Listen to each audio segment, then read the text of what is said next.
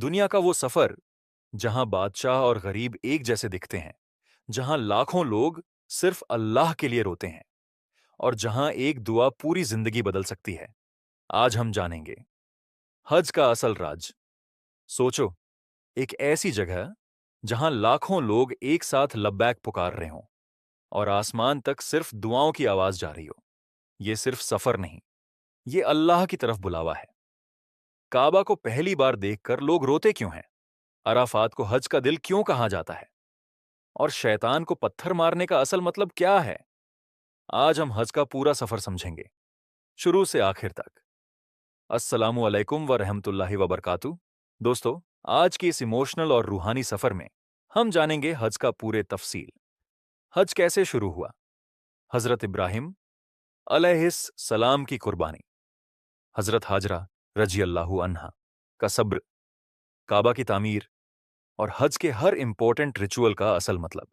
ہر سال دنیا کے ہر کونے سے لاکھوں لوگ اپنے گھر، اپنا بزنس، اپنی کمفرٹ، سب کچھ چھوڑ کر نکل پڑتے ہیں۔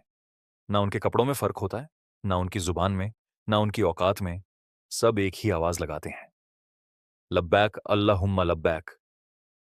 یہ صرف ایک سفر نہیں، یہ روح کا سفر ہے۔ حج کیا ہے؟ حج اسلام کا 5واں پلر ہے، اور ہر اس مسلمان پر فرض ہے جو فزیکلی اور فائنینشلی کیپیبل ہو۔ حج صرف عبادت نہیں، یہ اللہ کے گھر کی مہمان نوازی ہے۔ دنیا بھر کے مسلمان ایک جگہ جمع ہوتے ہیں، صرف اللہ کے لیے۔ نہ کوئی راجہ ہوتا ہے، نہ کوئی غریب، سب ایک صف میں ہوتے ہیں۔ حج کب شروع ہوا؟ حج کی کہانی ہزاروں سال پہلے شروع ہوتی ہے، جب اللہ نے ابراہیم علیہ السلام کو حکم دیا کہ اپنی بیوی حضرت حاجرہ رضی اللہ عنہا اور چھوٹے بیٹے حضرت اسماعیل علیہ السلام کو ایک سنسان ریگستان میں چھوڑ دیں۔ نہ پانی، نہ کھانا، نہ کوئی انسان، صرف اللہ پر یقین۔ حاجرہ رضی اللہ عنہا کا صبر، جب پانی ختم ہوا تو ماں کا دل بے چین ہو گیا۔ حضرت حاجرہ رضی اللہ عنہا اپنے پیاسے بچے کے لیے صفا اور مروہ پہاڑیوں کے درمیان دوڑتی رہی۔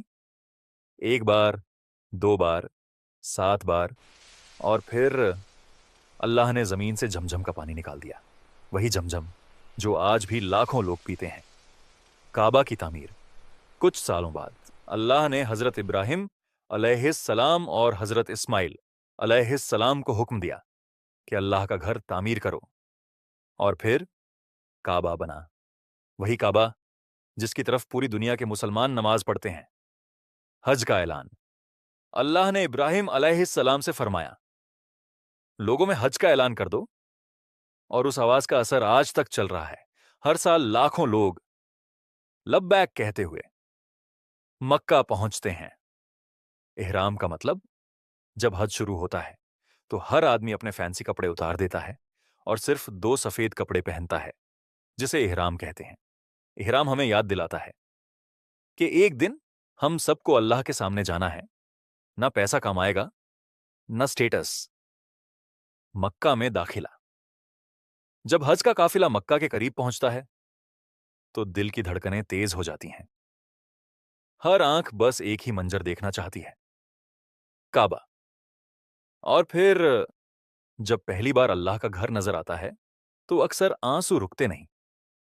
کئی لوگ روتے ہوئے دعا مانگتے ہیں، کئی لوگ خاموش ہو جاتے ہیں، اور کئی سجدے میں گر جاتے ہیں، کیونکہ وہ سمجھ جاتے ہیں کہ اللہ نے انہیں اپنے گھر بلا لیا ہے۔ دل کانپ اٹھتا ہے، کیونکہ بندہ سمجھتا ہے کہ وہ اللہ کے گھر کے سامنے کھڑا ہے۔ طواف، پھر شروع ہوتا ہے طواف، کعبہ کے گرد 7 چکر۔ یہ صرف چلنا نہیں، یہ ایک پیغام ہے کہ مسلمان کی زندگی کا مرکز صرف اللہ ہونا چاہیے۔ اس کے بعد لوگ صفا اور مروہ کے درمیان چلتے ہیں، بالکل ویسے ہی جیسے حضرت حاجرہ رضی اللہ عنہا دوڑی تھی۔ یہ ہمیں سکھاتا ہے کہ مشکل وقت میں بھی اللہ پر بھروسہ کبھی نہیں چھوڑنا چاہیے۔ مینا کا سفر، حج کے اگلے مرحلے میں لاکھوں لوگ مینا پہنچتے ہیں۔ سفید ٹینٹس کا ایک پورا شہر، یہاں لوگ عبادت کرتے ہیں، دعا کرتے ہیں، اور اپنے دل کو اللہ کے اور قریب کرتے ہیں۔ عرفات کے دن फिर आता है हज का सबसे इंपॉर्टेंट दिन, यौम अराफा। अराफात का मैदान, वो जगह जहां लाखों लोग हाथ उठाकर रोते हैं, दुआ मांगते हैं, अपने गुनाहों की माफी मांगते हैं। कहते हैं जिसने अराफात पा लिया उसका हज पा गया। सोचो, लाखों लोग एक ही जगह, एक ही रब के सामने रोते हुए, कोई अपनी मां के लिए दुआ कर रहा है, कोई अपने गुनाहों की माफी मांग रहा है, कोई अल्लाह से बस एक नजर करम चाहता है। मुजदलिफा, अराफात के बाद लोग मुजदलिफा जाते हैं, खुले आसमान के नीचे सोते हैं।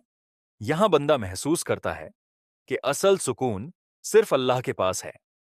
रमी, शैतान को पत्थर मारना। फिर आता है रमी, जहां लोग शैतान को पत्थर मारते हैं। ये सिर्फ पत्थर नहीं, ये एक ऐलान है कि हम अपनी जिंदगी से बुराई, गुनाह और शैतान को निकालना चाहते हैं। कुर्बानी, उसके बाद कुर्बानी होती है हजरत इब्राहिम अलैहिस्सलाम की उस अजीम कुर्बानी की याद में, जब उन्होंने अल्लाह के हुक्म के लिए अपनी सबसे प्यारी चीज भी कुर्बान करने का इरादा कर लिया था। आखिरी तवाफ, तवाफ़े विदा, हज के आखिरी मरहले में लोग दोबारा काबा का तवाफ करते हैं। दिल भर आता है, क्योंकि किसी को नहीं पता कि दोबारा अल्लाह बुलाएगा या नहीं। हज हमें सिखाता है सब्र, कुर्बानी, मोहब्बत, इखलास और अल्लाह के सामने झुक जाना। जब लोग हज से वापस लौटते हैं तो सिर्फ उनके कपड़े नहीं बदलते, उनका दिल बदल जाता है, उनकी रूह बदल जाती है, और शायद उनकी पूरी जिंदगी भी। हर मुसलमान के दिल में एक ख्वाहिश होती है कि एक बार अल्लाह उसे अपने घर बुला ले। अल्लाह हम सबको हज नसीब फरमाए, आमीन।